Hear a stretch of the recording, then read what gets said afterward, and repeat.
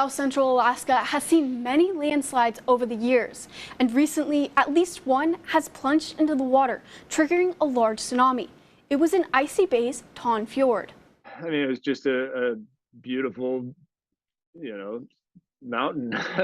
It's right at the base of Mount St. Elias. Ton Fjord's steep mountainside let go of 80 million cubic yards of land in October 2015. It's hard to describe. It's just like truly jaw-dropping, the magnitude, the change.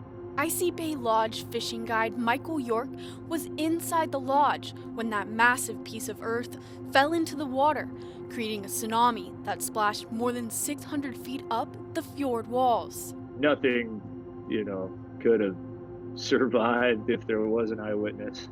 It's pretty massive. The best way to describe it, I think, is just somebody took a mountain and cleaved it in half. The first year or two afterwards, there was a lot of,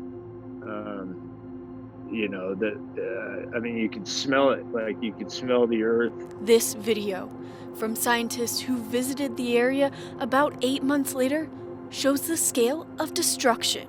The violent waves took out about 8 square miles of forest. There's like a perfect line of trees that just disappeared, peninsulas wiped clean, and then the actual, scar on the mountain. It's just something that if you don't see in person, it's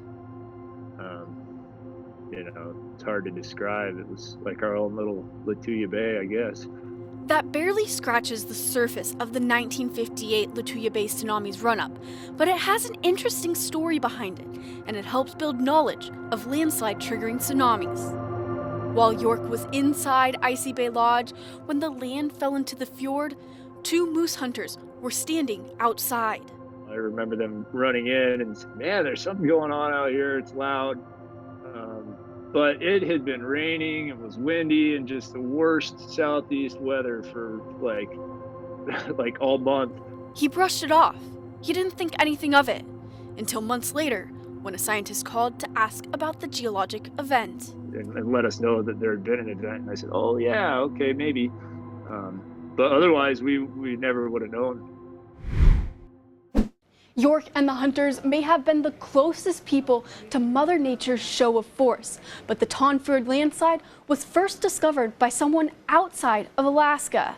The reason it was initially discovered is that there was someone at Columbia University, a quarter of the way around the world, who was analyzing seismic data. Some time ago, I wrote some computer codes to try to find earthquakes that have that have different characteristics than normal earthquakes. Earthquake seismologist Euron Ekstrom says normal earthquakes usually start with a sharp jolt, also known as a P wave. And there has been the idea that there are things called slow earthquakes that don't start as sharply as most earthquakes do. Ekstrom uses the program he wrote to look around the world for this kind of seismic wave that indicates a landslide. He says he usually gets about 10 pings a day. He manually analyzes each one, which are usually just earthquakes. But occasionally then there is a detection that no one else has found.